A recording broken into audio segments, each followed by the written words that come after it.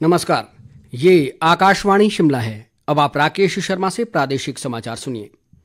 मुख्यमंत्री सुखविंदर सिंह सुक्खू ने कहा है कि प्रदेश के हस्तशिल्प उत्पादों को प्रोत्साहन देने के लिए विपणन रणनीति तैयार की जाएगी। उन्होंने कहा कि इससे प्रदेश के राजस्व और स्थानीय कारीगरों की आर्थिकी सुदृढ़ करने में मदद मिलेगी।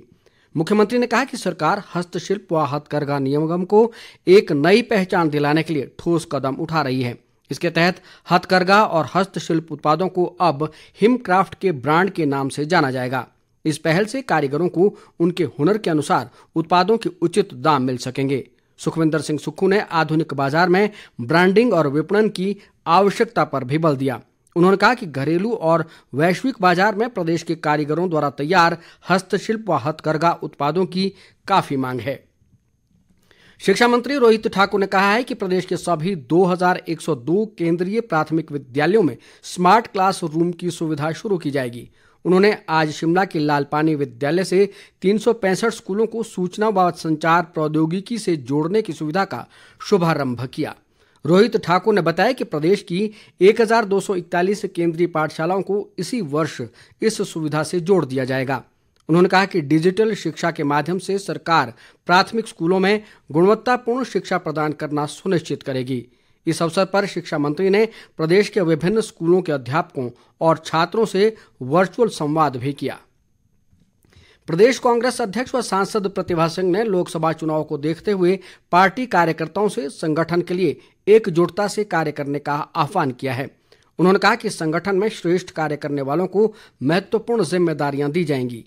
प्रतिभा सिंह ने कहा कि शिमला नगर निगम चुनाव में पार्टी की ऐतिहासिक जीत से ये साफ हो गया है कि लोग कांग्रेस के साथ हैं। कांग्रेस अध्यक्ष ने कहा कि नई दिल्ली दौरे के दौरान वे 8 और 9 मई को पार्टी के वरिष्ठ नेताओं से भेंट कर संगठन से जुड़े मुद्दों पर चर्चा करेंगी। भाजपा नेता व पूर्व मंत्री गोविंद ठाकुर ने कांग्रेस पर कथित तौर पर फर्जी वोट बनाकर शिमला नगर निगम चुनाव को प्रभावित करने का आरोप लगाया है। शिमला से जारी एक बयान में उन्होंने कहा कि चुनाव की शुरुआत में शहर में करीब 73,000 मतदाता पंजीकृत थे, जबकि बाद में ये संख्या बढ़कर 93,000 तक पहुंच गई। गोविंद ठाकुर ने कहा कि इन वोटों की संख्या बढ़ने से निश्चित रूप से चुनाव परिणामों पर प्रभाव पड़ा है। अंडर ग्रेजुएट मेडिकल पाठ्यक्रमों में प्रवेश के लिए कल 7 मई को देश के 499 शहरों में राष्ट्रीय पात्रता प्रवेश परीक्षा नीट आयोजित की जाएगी। ये परीक्षा देश के बाहर भी 14 शहरों में आयोजित होगी। परीक्षा दोपहर बाद 2 बजे से शुरू होकर शाम 5:20 तक चलेगी। परीक्षा के लिए पंजीकरण करा चुके विद्यार्थी नीट की वेबसाइट neet.nta.nic.in से प्रवेश पत्र डाउनलोड कर सकते हैं। राज्य सरकार ने वर्ष 2025 तक हिमाचल को टीबी मुक्त बनाने का लक्ष्य रखा है। इसी कड़ी में किन्नौर जिला में टीबी मुक्त अभियान प्रभावी ढंग से चलाया जा रहा है।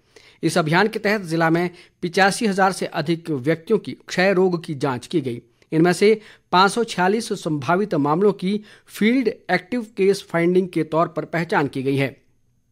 स्वास्थ्य विभाग के अनुसार भारत में 1 लाख की आबादी पर 196, हिमाचल प्रदेश में 1 लाख की आबादी पर 211, जबकि किन्नौर जिला में 1 लाख की आबादी पर 120 टीबी रोगी हैं। केंद्रीय स्वास्थ्य व परिवार कल्याण राज्य मंत्री भारती प्रवीण पवार 8 मई से प्रदेश के 3 दिवसीय दौरे पर रहेंगे। वे 9 मई को सोलन जिला के कसौली स्थित केंद्रीय अनुसंधान संस्थान के स्थापना दिवस समारोह में बतौर मुख्य अतिथि शिरकत करेंगे। 10 मई को केंद्रीय स्वास्थ्य राज्य मंत्री नागरिक अस्पताल धर्मपुर का दौरा करेंगे। सोलन और परवाणू में आगामी सेब सीजन से पहले सेब मंडी का निर्माण कार्य पूरा कर लिया जाएगा। ये जानकारी सोलन में फल व सब्जी मंडी विपणन बोर्ड के सचिव रविंद्र शर्मा ने दी। उन्होंने कहा कि सरकार के दिशा निर्देशों के अनुसार फल मंडी का कार्य युद्ध स्तर पर जारी है। फल मंडी में बागवानों को पार्किंग सहित कई तरह की सुविधाएं उपलब्ध करवाई जाएंगी।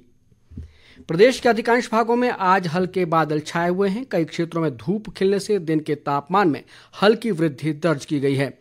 ऊना जिला सहित कई मैदानी इलाकों में अधिकतम तापमान 35 डिग्री सेल्सियस के आसपास बना हुआ है। मौसम विभाग ने 8 मई तक कुछ स्थानों पर वर्षा और ऊंची चोटियों पर हल्के हिमपात की संभावना जताई है। इसके साथ ही समाचार बुलेटिन समाप्त हुआ। नमस्कार।